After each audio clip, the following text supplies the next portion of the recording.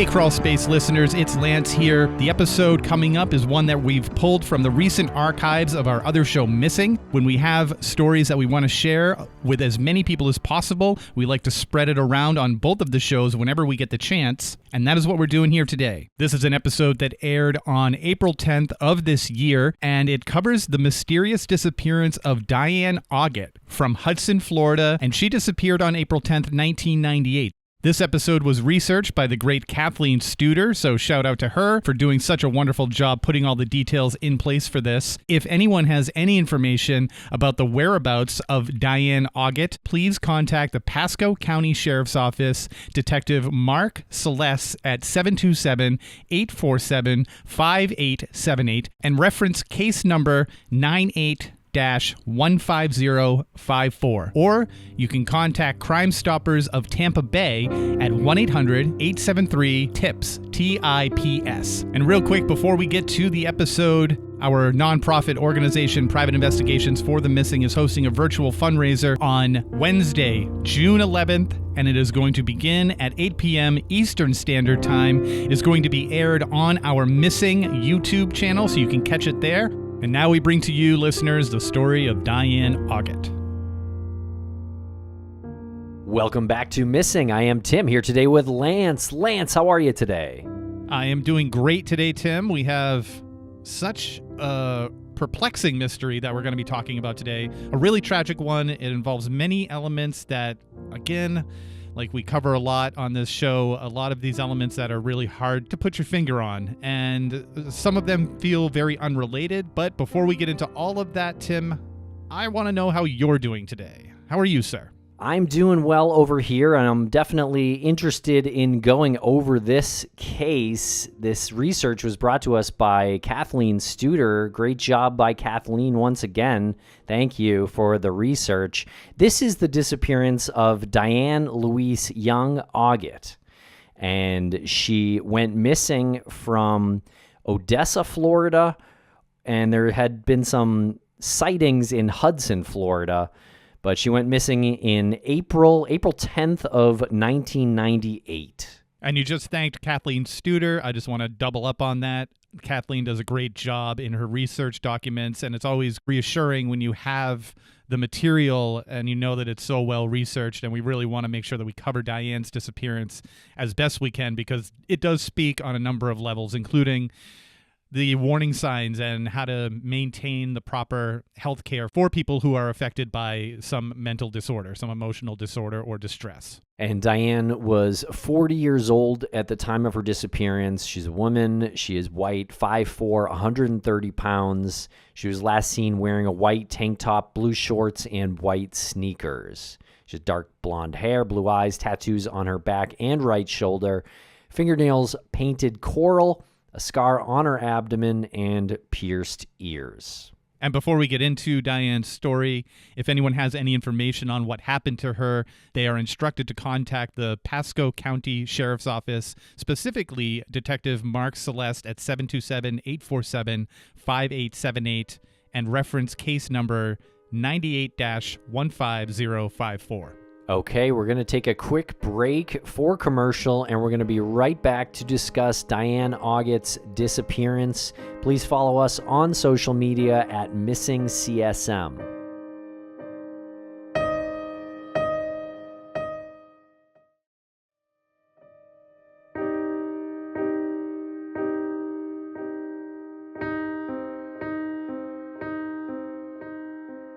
So Diane Louise Young was born in 1958 in Brooklyn, New York, to James and Mildred Young. And she was the second child born, with one older sister, Deborah, one younger sister, Denise, and one younger brother named James. And at some point, the family moved to Florida. And it was in Florida where Diane met and married Frederick Augat, who was 12 years older than her. They had their first child, a son, in 1980, and they had two more children in 1983 and 1985. Both of those were girls. And Fred ran an assisted living facility in Land O'Lakes, Florida. And according to Diane's sister, Denise, she had $100 pocketbooks, she was pretty, there could be 1,000 people in the room and you'd notice her. Her family went on to say that she was a meticulous housewife who doted on the 3 children, and she loved to go camping and fishing with the family. She also loved music. Diane really seemed to have the perfect life. However, in the late 1980s, a storm was brewing within her. And in 1988, Child Protective Services had child abuse charges filed against her. And it was alleged that she may have Munchausen's by proxy, as she continually brought at least one of her children to the doctor's office. And she was eventually acquitted, but at that time the children were removed from her custody. It's always very tragic.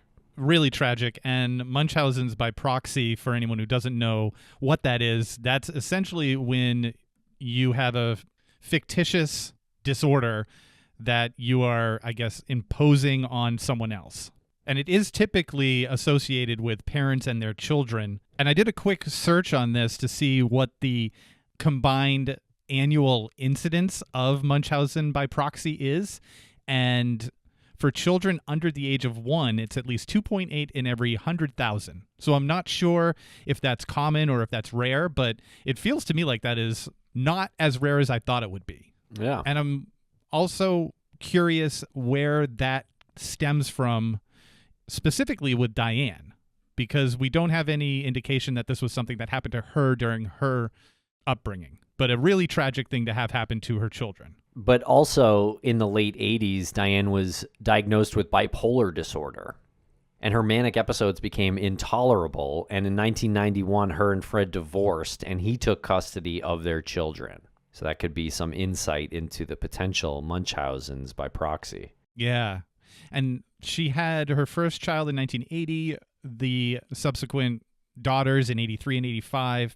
So it kind of feels to me like this was something that had been there and present, sort of just laying dormant and just escalating over the course of these years. Yeah, well, I think the age that most people are diagnosed with bipolar is like mid-20s, and this would kind of fit for Diane, being born in 1958, and this really not showing itself until, I guess, the late 80s. So she's probably late 20s at that point. Yeah, right. And I wonder how many incidents might have happened in 1968, 1970, when she's a young woman, growing up. Was this something that had become, were there moments where her parents just wrote it off as a child being, or a girl growing into womanhood? Were these just written off as a child acting out or something? Well, Diane was devastated at the loss of her children, and she was alone and not taking her medication for bipolar reliably, which is a serious problem. You got to take that every day. And so she spiraled out of control, and she started abusing alcohol and drugs while hanging out with unsavory people. And between this time and the time she went missing, she was arrested numerous times, as well as committed to mental health facilities at least 32 times through the Baker Act. Right. And the Baker Act of Florida allows individuals to be involuntarily committed under specific criteria, such as inability to care for themselves or being a risk to themselves or others. So this happened 32 times. It seems like a lot, and it makes me wonder what the point of this Baker Act is if you're going to just have it happen dozens of times to the same person.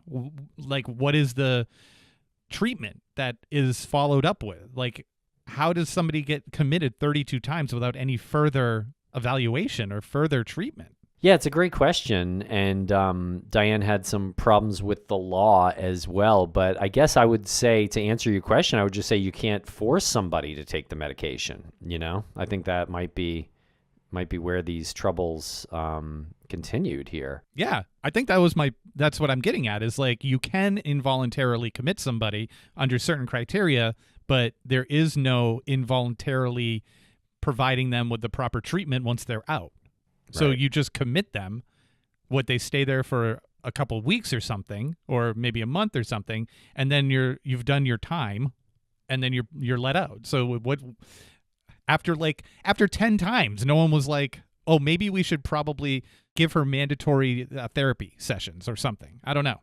Maybe they did and they didn't help. But this is the first point in this story where I started to get really frustrated. Yeah, no, I'm with you there. It is frustrating. And I wonder if she was just taking the medicine while in the facility and then not when she was out, And I don't know how you better control that situation because I'm sure the facility was just doing what they were, supposed to do. But I think you're right. With therapy, that could have gone a long way, could have helped. But I do think we've come a long way when we're comparing 1990 to 2025. Yeah. And during this time, she wasn't the only one having troubles with the law. In 1991, her father was busted in a pinochle group for gambling. And he and a few others were issued citations in Hudson, Florida, after someone called police and complained their group was loud and used foul language. Tim, are you familiar with the game Pinochle? I am not. You know a bit about this? Not much. I knew that my parents used to play it. They had some friends that would come over and they play Pinochle, and it just resonated because it's a funny name and it doesn't look like the way it's pronounced. And I was like, oh, Pinochle. I can explain this on air, what Pinochle is, and I can't. I even looked it up. It's a card game that involves 42 cards. Sometimes it involves 80 cards. I was looking forward to explaining to the listeners what Pinochle was. And as I was reading it, I was like, I can't explain this. It'll take far too long. But my point of this is that it's not like you're gambling at poker. Like her father wasn't playing. This is a really specific game to get in trouble for gambling over, I think. Yeah.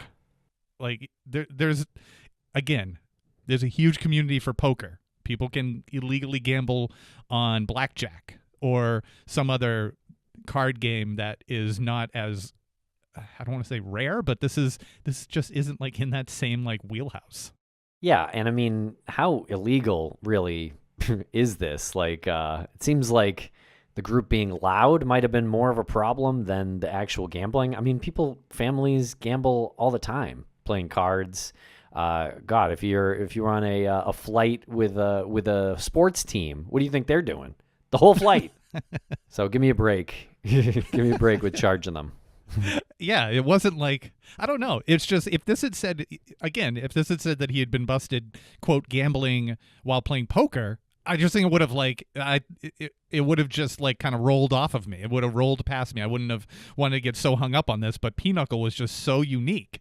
And you don't read this. It doesn't make headlines in the paper. You don't hear about these illegal Pinochle rings.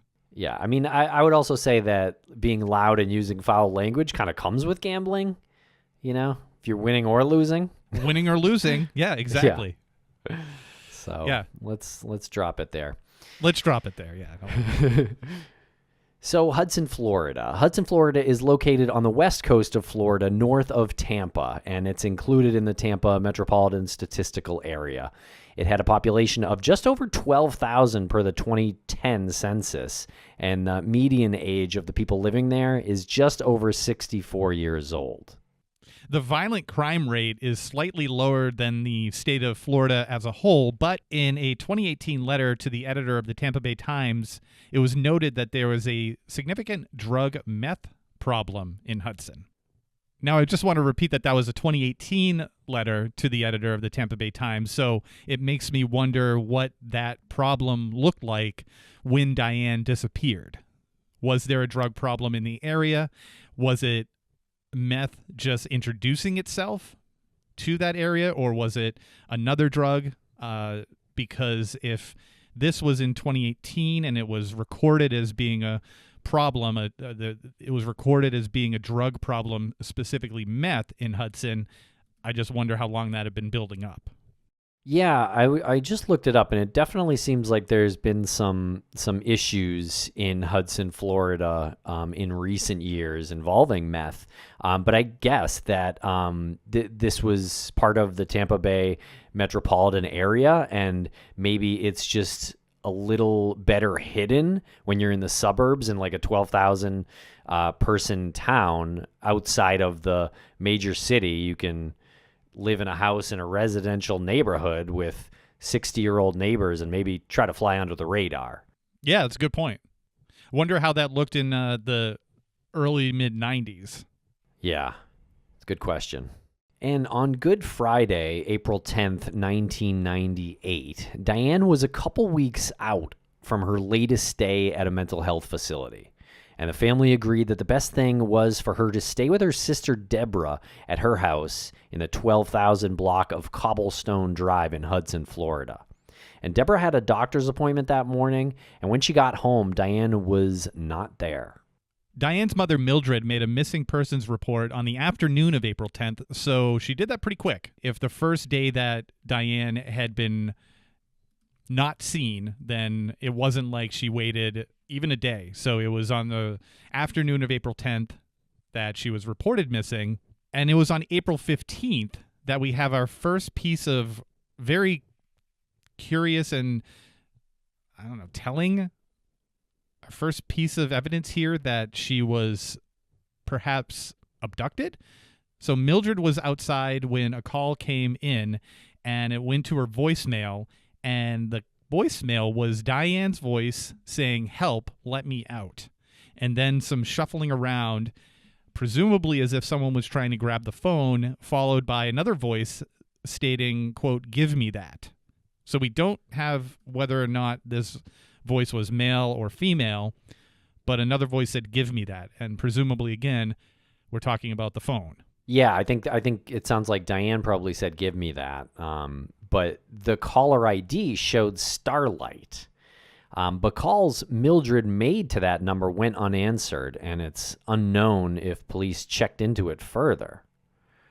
Strange. Very strange. Caller ID said Starlight. Yeah, and you're probably right about the voice being Diane saying, "Give me that." Yeah, I'm guessing whoever was trying to grab the phone actually grabbed it and probably Yeah. hung up after that. Yeah.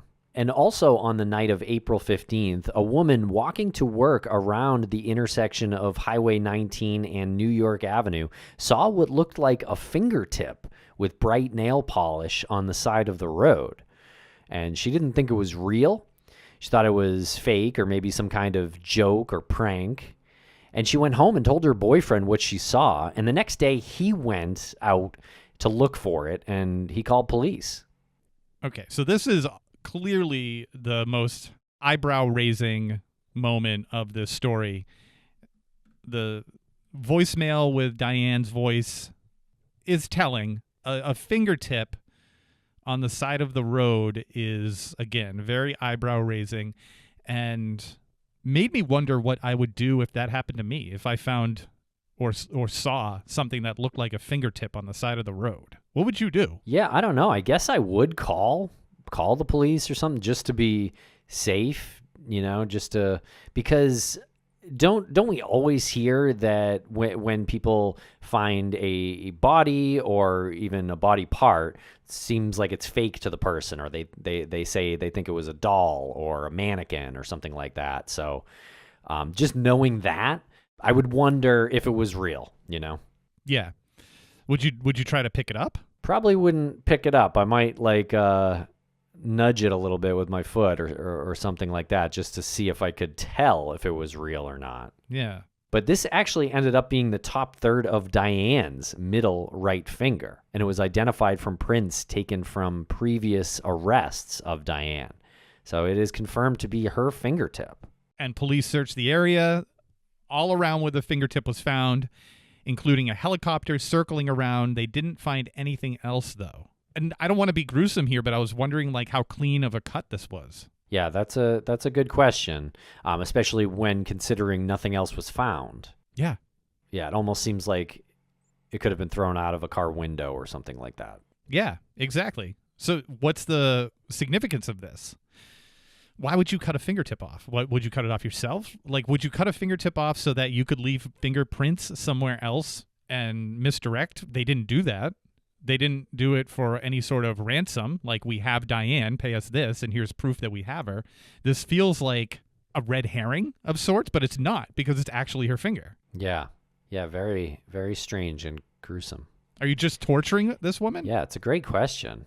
And we'll be right back after a quick word from our sponsors. Thanks to our sponsors, and now we're back to the program. And the first news article came out on April 18th of that year, and then tips started coming in. So a bartender at the Hayloft Tavern reported that Diane had been there on April 10th, which was the day she went missing. But the bartender had cut her off because she was walking in circles. Quote, walking in circles. Yeah, which seems severely drunk. Severely drunk, maybe a bad reaction to medication she was taking, plus the alcohol. Or drugs. Or, yes, exactly, medication or illegal drugs and the alcohol. So severely intoxicated. Someone reported seeing Diane walking on Highway 19, where her fingertip was recovered on April 11th between 3 and 4 p.m. as well. So that's in the afternoon. That's daylight. Yep. And on April 15th, the day she made the call to her mom, a waitress reported serving her lunch at the inn at the Gulf. Okay, so on the 15th, a lot of actions happened. Yeah. We have the phone call to the mom with Diane's voice and a parent struggle to get the phone back or to retrieve the phone, which is on the voicemail. The caller ID shows Starlight. No one answered when Mildred called that number back. The fingertip is found right around the same area that she was seen walking on Highway 19. And now we learn that she was seen walking near that area where the fingertip was found a few days before on the 11th, which was the day after she was reported missing. Right. And we have one more thing on the 15th where she was reported by a waitress eating lunch at the inn at the Gulf. So it's not like one of those stories we talk about where it's someone disappeared without a trace. There's several days here where there's consistent, seemingly legit sightings. So what was going on with Diane between April 10th, the day her family reported her missing, and April 15th when she left a message and had lunch at the inn at the Gulf?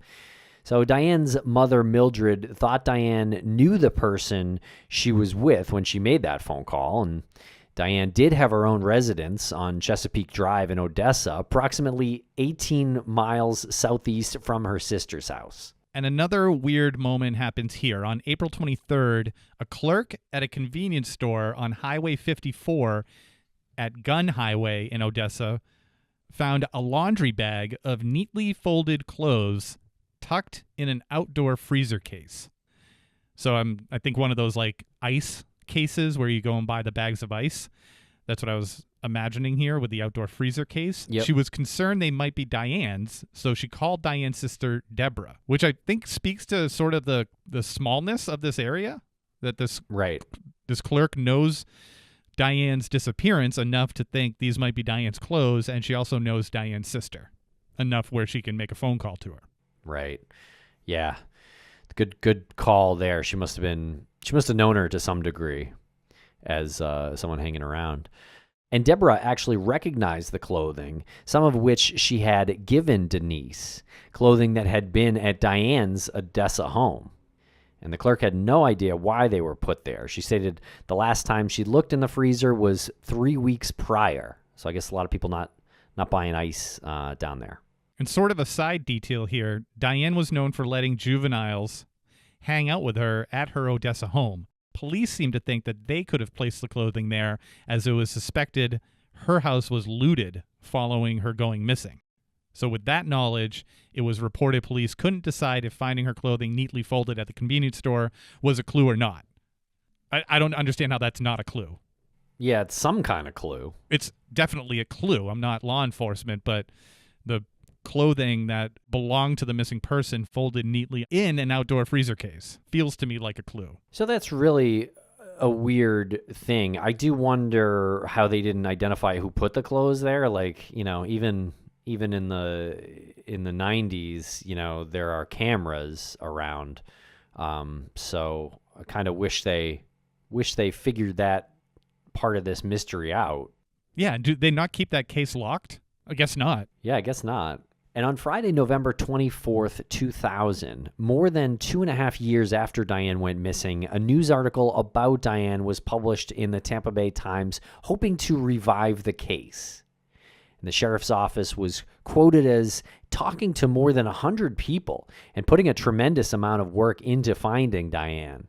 And Mildred talked of hope of finding Diane alive. And the next day, Diane's brother's girlfriend walked into the Circle K north of Hudson near the Viva Villas development off Highway 19. Circle K is a well-known convenience store, by the way. And the girlfriend noticed a clear bag on top of the lottery counter with the name Diane marked in black marker.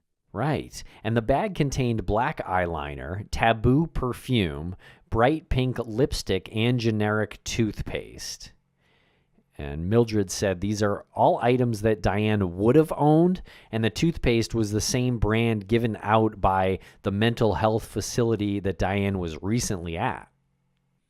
And about 3 months before she went missing, Diane had been in a manic state and was found wandering around Viva Villas. Officers brought her to Mildred's house after that, but this seems like a definite clue or a pretty significant coincidence. Yeah, it sure seems like, the police kind of tried to help her. That actually seems empathetic of them bringing her to her mom's place instead of just, having her locked up again. But it seems like Diane walked a lot around that area and probably knew most of the workers in the area. Like, it seemed like she frequented these convenience stores, probably knew some other local workers as well.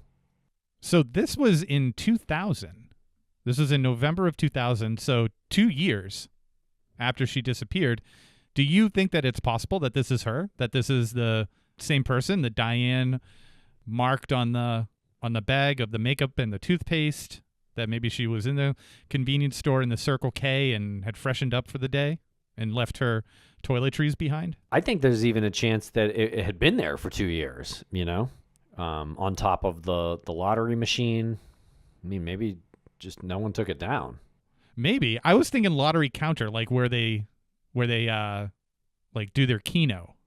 So either it could have been there for 2 years, or Diane has been popping up in various locations and was still alive then. Yeah, I mean, she'd be more recognizable without part of her finger at that point. And she would have had to have gotten some sort of, maybe not, I was going to say medical attention for that, but maybe not. And finally, a possible suspect emerges. On Wednesday, June 27th, 2001, 2 masked gunmen came into the Coral Sands Hotel at about 4 a.m. and assaulted the manager. And the manager yelled for her boyfriend and the co-manager, who ran out to the lobby as the gunmen ran away. And the next night, Thursday, Coral Sands manager Gary Robert Evers found and shot a person that he thought was one of the gunmen from the night before. He shot him several times with his 9mm. However, it was determined that the victim was not one of the 2 gunmen from the night before, and Evers was arrested and charged with murder. Wow. Yeah. Yeah, and so on Friday afternoon, the next day, a detective called Diane's sister Deborah to tell her that Evers was arrested. And Deborah told the St. Petersburg Times that Evers had been a suspect in the disappearance of her sister for a long time. And detectives back in 1998 told her that they knew Diane had been seen around the Coral Sands, which had been run by Gary Evers and his girlfriend since 1997. And Gary Evers was convicted of first-degree murder on the 28th of April, 2004.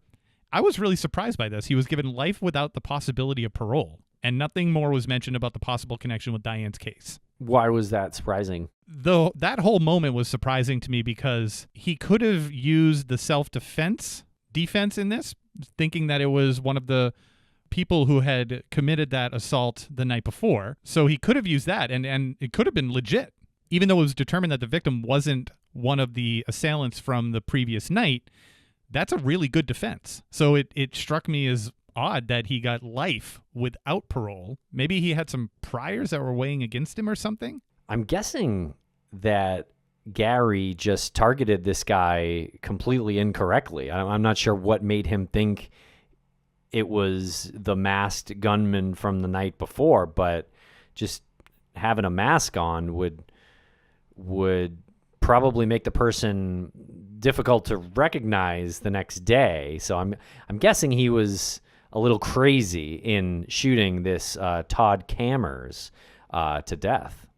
And the other curious part of this was that again, he's given life without the possibility of parole. I wonder if there was a moment where he said, I have information on the whereabouts of Diane Augat, if he actually was a suspect or actually had a connection to her disappearance, because maybe he could have worked out a deal. Maybe we have possibility of parole, and I'll give you some information on Diane, and maybe they didn't listen to him, or maybe he never mentioned it. But I would think, like, if he had any involvement in her disappearance and he's facing life without the possibility of parole, he would use that as some sort of leverage. But unfortunately, the case goes cold and years go by, and Diane's name really no longer appears in newspapers. The Coral Sands Hotel is now just a concrete slab, as if it never existed. Mildred slowly lost the rest of her family too. First her daughter Denise in 2007, then Deborah in 2012, and finally James the third in 2021. Her husband James Jr. is gone too, and Mildred left us on August 31st, 2024, so just less than a year ago. And Diane's children are now left to pick up the mystery of what happened to their mother. And one of those children makes a single post on Web Sleuths in 2017, the only one they ever make to this date. So there was only one post by one of the children on Web Sleuths in 2017, which they note as of 2017, Gary Evers, the man who was convicted and sentenced to life without the possibility of parole, is dead as well. And they also go on to say that the Pasco County Sheriff's Office is giving them little cooperation, seeming to dismiss the case as if it's not their problem anymore. And they said that they called the PCSO 6 months prior and never got a return call, which is shameful, I will say. Not returning family phone calls in a missing persons case is kind of rotten, to be honest. So return the call. What are you doing? Return the call. Even say we have nothing, but, we appreciate you following up. Just return the call. Yeah. That's not one of those things where they can say we're so short-staffed we can't return every single call. You can actually. That should be part of your job. Yeah, it's pretty quick and easy. But it does sound like they did a decent investigation earlier, maybe, a couple decades earlier. But I'm wondering, and I'm kind of just guessing, if they just think that this Gary Evers actually committed the murder, and they understood they didn't have any evidence to charge him. He was already in prison. But to your point from earlier, why wouldn't he have confessed and used that as leverage? I don't know. I guess maybe he didn't do it, but or maybe he didn't want to get his girlfriend in trouble, who may have been an accomplice. Maybe, but what's the motive here too? Drug related? Well, he sounds crazy. I mean, he's just shooting a guy that had nothing to do with, trying to rob him. So I don't know. I would say that he just might be, not well. Yeah. And violent. Yeah. And that whole robbing scenario just kind of, I don't know, stinks a little bit to me. Like, how do we even know that the robbery was for real anyway? Right. My point is, like, how do we know that the robbery wasn't mentioned after he killed this person? Maybe he kills this person and says, I thought he was one of the people that robbed us last night, and creates this robbery story, right? Were there camera accounts of the robbery? I don't know. It's not in the research. And I also wonder, it doesn't sound like anything was actually stolen. It sounded like there was an attempt, or at least per his account, there was an attempt. But it sounds like the masked gunman left in a hurry. Right, after he comes running out. Right, and really, what are you trying to get from a hotel anyway? Why are you robbing a hotel? Money in the register? Like, there's not going to be much cash in a register at a hotel anyway. No. So no. I think your instinct in questioning that story is good. Very solid instinct there. Again, it just stems from the whole, like, life without possibility of parole. That feels so extreme to me for somebody who could have used a self-defense plea. And Kathleen always does this great thing where she attaches the maps of the areas in question, because we like to get a good, geographical sense of where someone disappeared. And it's like this square. It's this square on the west coast of Florida, just above Tampa. And there is actually a way to walk sort of diagonally from Odessa to Hudson, and it takes just over 7 hours, and it's just under 20 miles, and it's this kind of diagonal with some, turns here and there, but for the most part, it's a very direct way to walk all the way up to Hudson. Half an hour to drive, just over 2 hours for public transportation, but I was surprised to see that there's actually walking directions. Yeah, so Diane had a geographical square or triangle that she traversed in. She had her apartment at Chesapeake Drive, kind of in the south area, and her clothing was located in that freezer not far from where she lived. But then pretty much everything else played out further north, like 18, 19 miles north. Finger was found. She had a meal at the inn at the Gulf, and then there's the Coral Sands Hotel, the Circle K. So it sounded like she did a lot of, I want to say, walking around that area, especially north of where she lived, that area in Hudson. So as Kathleen stated, the Coral Sands Hotel does not exist anymore, but the location of the Coral Sands Hotel to where the finger was found, if I'm looking at this correctly, seems like just one block. There's New York Ave, and I believe the Coral Sands Hotel was the block north of New York Ave. Well, interesting story, and that's kind of where it ends. Gary Evers passed away in 2017, and he was the only publicly named suspect in the case, so I have to wonder if police really believed it was him. But if you have any information about what happened to Diane Augat, please contact the Pasco County Sheriff's Office, Detective Mark Celeste, at 727-847-5878, and reference case number 98-15054. Or you can contact Crime Stoppers of Tampa Bay at 1-800-873-TIPS, TIPS, or submit a tip online. All right, we're going to take a quick break for commercial, and we'll be right back here with final thoughts. And a thank you to our sponsors. Back to the program. Back here for final thoughts. Geez, this is a quite a mysterious and tragic case. I am just going to suggest it was probably that Gary Evers fella who did something to Diane, but I don't know. I don't feel like we have a great idea of what her life was like, as far as the characters in her life beyond her mom and sisters and brother.